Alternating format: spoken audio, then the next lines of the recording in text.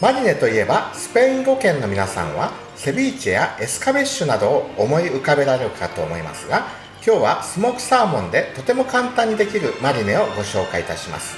これは昔から私の好きな料理でとってもシンプルな味付けですが美味しいですので、ぜひ作ってみてください。ちょっと酸っぱい味が夏バテを解消、元気にしてくれることでしょう。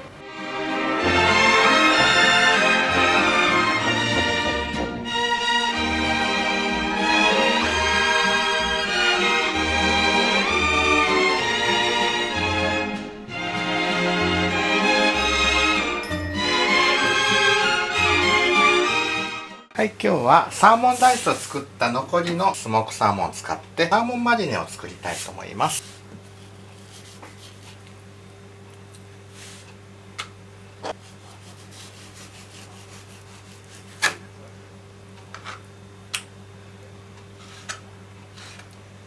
これだけでもおつまみで食べても美味しいですね。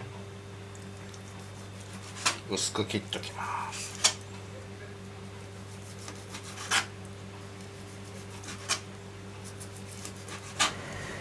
魚やチーズ、チョリソーなどをスモークにすると美味しいですね。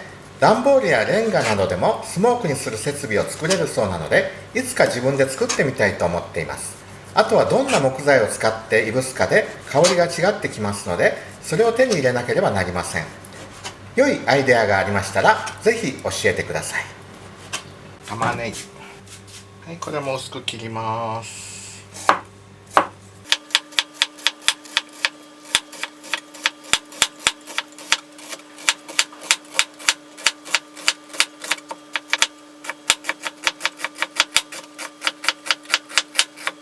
サラダボウルに鮭と玉ねぎを入れて、お塩1つまみぐらい、お酢、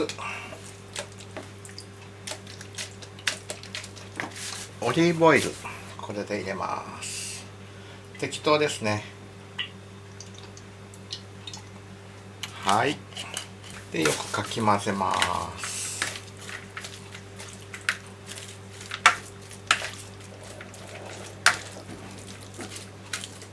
はい、最後に胡椒を振って、